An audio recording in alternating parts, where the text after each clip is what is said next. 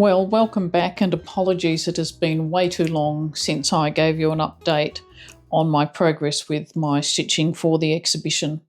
And as you can see, this piece has, at least as far as the embroidery's gone, been finished.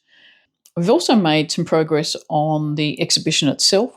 We've got a venue, which is in a small gallery in Canberra, and we've been to look at the place and discuss how we're going to use it. But that's something which we'll go into more detail later, closer to the time of the exhibition, which won't be until the end of 2027.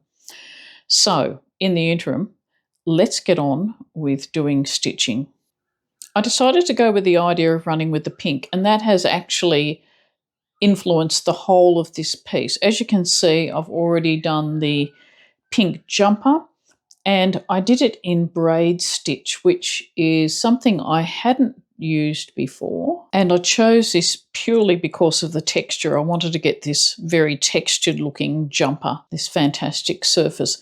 And it wasn't much of a leap, having done this, to then move over to adding all of the outlining over here in the same hot pink. It really made the whole thing jump. I haven't decided yet how I'm going to present these works, so rather than try and finish this off and then change my mind later on, I'm just leaving this as is.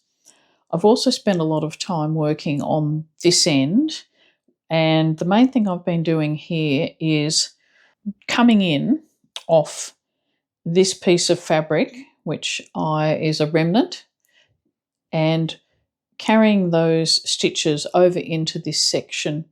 Again, working on the whole process of trying to unite the various elements of this piece so that they work together. So in this section, I've mainly focused on outlining using stem stitch.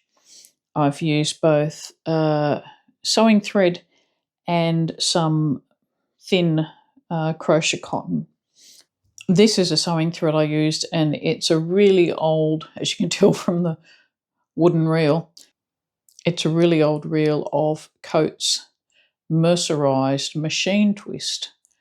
Gorgeous. Love the colour. It's actually come down to me from my aunt, and it's been stored in a tin box for years, not exposed to light or dust or anything else. So it's actually quite strong, and I'm more than happy to use it in this piece.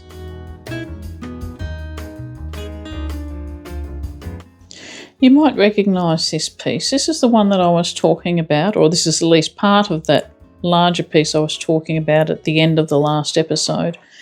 And if you haven't seen it, there's a playlist with the 2 other videos to date in it. And this was just one small fragment of a larger piece. And to be honest, this was the only bit that was working, which is why I'm working on this now. This one I thought just something that was much more straightforward and something I could keep working on. And I'm intending with this one to keep doing what I did in that other piece. I will be working on the flowers in a similar way, embroidering those with stem stitch. You can see I've already started doing some stem stitch down here.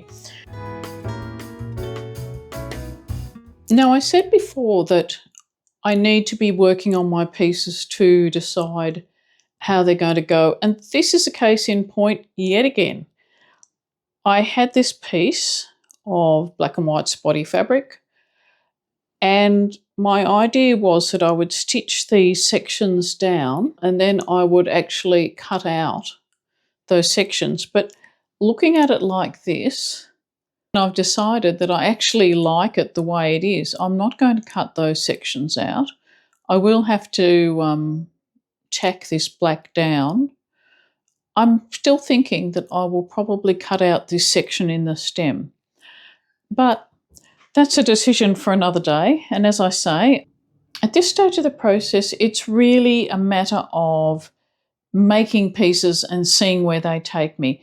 The first piece has led on to this one. I've got an idea about how I want to do the stitching, so that's going to just go that little bit faster. And that's what happens when you work in this fashion. As I say, hopefully the next video will be out a lot faster. I thank you for your patience. And as I said, if you haven't seen the other videos, they're in the playlist, and that will be linked in the description box below. I'll see you later. Thank you for stopping by and joining me in the process.